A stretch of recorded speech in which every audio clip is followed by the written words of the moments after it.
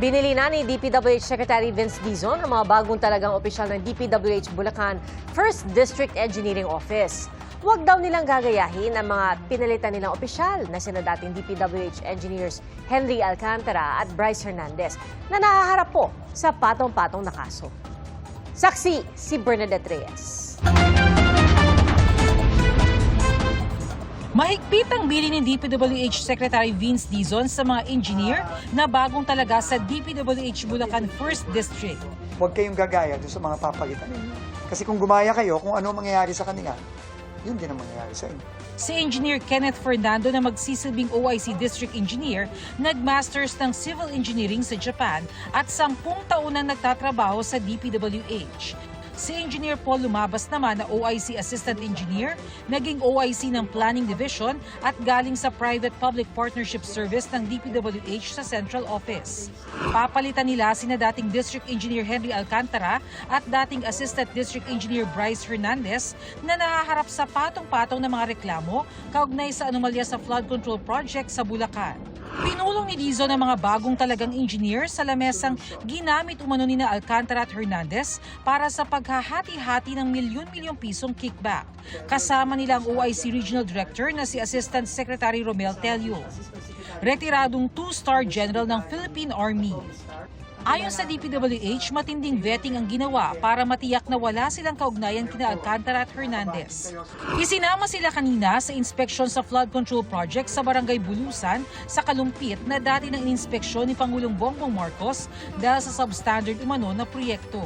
Ayon sa DPWH, humigit kumulang 770 meters na istruktura ang kailangan itayo dito para maiwasan ang pag-agos ng tubig papunta sa mga kabahayan. Isa pa sa kailangan nilang solusyon ngayon ay ang right-of-way issue dahil may mga nakatayong bahay sa daraanan ng istruktura. 7 months in 1 year, bumabaha dito. Lahat ng mga involved dito, kasama na sila Sims, Wawaw, may mga St. Timothy din ata dito. Lahat yan, may kaso na. No? At most likely, ma-file na sa korte ng ombudsman yung mga kasong ito. Isara natin yung gap. So, sisimulan na nila yung proseso. Immediately, kailangan pong ma-parcelary survey habang inaayos po yung design ng flood control. And at the same time, magkaroon ng coordination meeting dito po sa lugar. So while hinihintay po yung pondo, ng paghahanapan ng pondo, pwede pong gamitin yung time na yon para gawin lahat ng studies. Kasalukuyang nakaditine sa Senado sina Alcantara at Hernandez. Gayon din ang kasamahan nila dati sa DPWH Bulacan na si JP Mendoza at ang kontratistang si Curly Discaya. Mula sa kanilang kulungan sa Senado, ibinyay sina Hernandez at Mendoza para sa preliminary investigation ng DOJ. Hindi sila nagpaunlak ng panayam. Ayon kay Prosecutor General Richard Anthony Fadulion, respondent ang dalawa sa bagong reklamo kaugnay sa flood control project na ipinasa ng Ombudsman sa DOJ. Dumating din sa DOJ si NBI Acting Director Angelito Magno.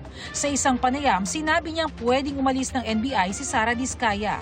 Kusang nagpunta si Discaya sa NBI nung nakaraang linggo matapos i-anunsyo ni Pangulong Bongbong Marcos na inaasahang ilalabas ang arrest warrant laban sa kanya. Since wala pang warrant of arrest, we cannot legally hold her. Isa-serve natin yung warrant sa kanya. So if ever it will come out, we will serve the warrant, she will be booked, fingerprinted, photographed, and then we will return the warrant. Sa Independent Commission for Infrastructure, humarap sa pagdinig si AGA Party List Representative Nicanor Briones na ayon sa mag-asawang Discaya ay humingi umano ng 10 hanggang 25% na komisyon. Humiling si Briones ng executive session. Why would you have flood control project pag sa party list niyo? Why would you have that? Okay. Nasabi naman po niya lahat na siya ay walang kinalaman at wala siyang alam sa lahat ng mga naging aligasyon laban sa kanya. Ito ay lahat-lahat. Party list, kailangan talaga niya ng flood control? Wala po siyang flood control.